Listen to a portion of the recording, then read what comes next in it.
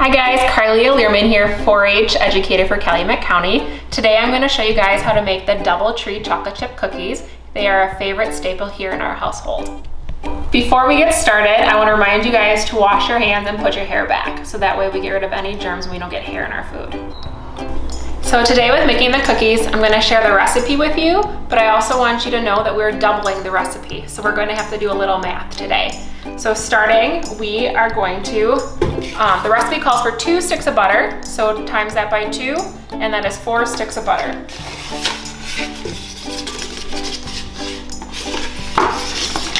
Along with the butter, we need 3/4 cup of brown sugar, which is then 1.5 cups.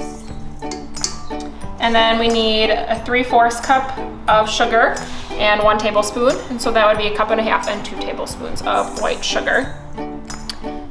And for those of you that maybe have never baked before, when you're measuring in your measuring cups, you want to make sure you fill it to the top and you want to level it off so that way it's an even amount.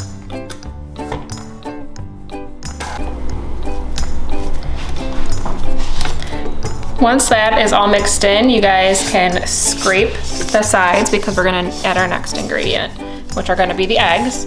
The recipe calls for 2 eggs, so we need to put in 4 since we are doubling the recipe. And the easiest way to crack an egg is on the side of the bowl. And you want to make sure that you do not put any eggshells in the bowl.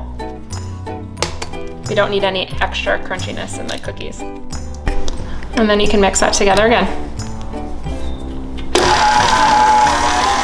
One of the ingredients that's in this recipe that is not normally found in cookies is lemon juice, and so we're going to go ahead and add that.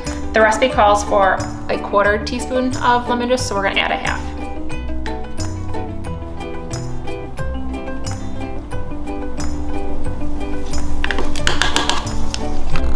So we're going to add the rest of the dry ingredients. The recipe calls for 1/2 cup of oats, so we're going to add 1 cup.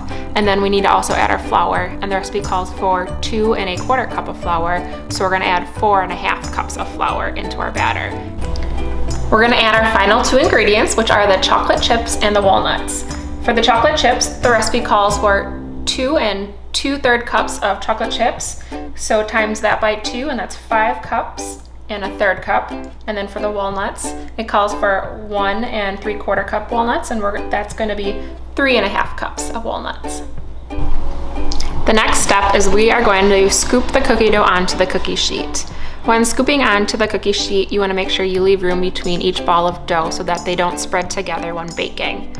You'll also notice that we have a lot of dough because we doubled the recipe, but we're not going to bake all the cookies today. We're going to put some in the freezer and bake them another day. So today, since it's a little hot outside, we're actually not going to use the stove. Normally, when you are baking cookies, you use the oven, and this recipe calls for baking for 20 to 25 minutes on 300. But today we're going to use a Traeger pellet grill to bake outside so that we don't make our house too hot.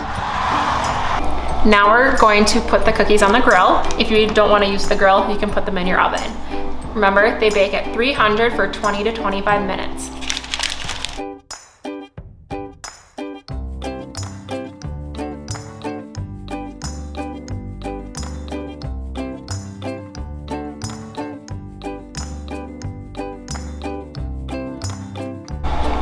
So the cookies are done now. We could tell they were done because if you look at them, they're golden brown all throughout.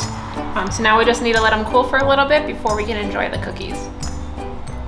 As I said in the beginning, these are a favorite in our household, so it wasn't long before people were already eating the cookies. So now that they're cooled off, you can grab a cookie and take a bite. Enjoy!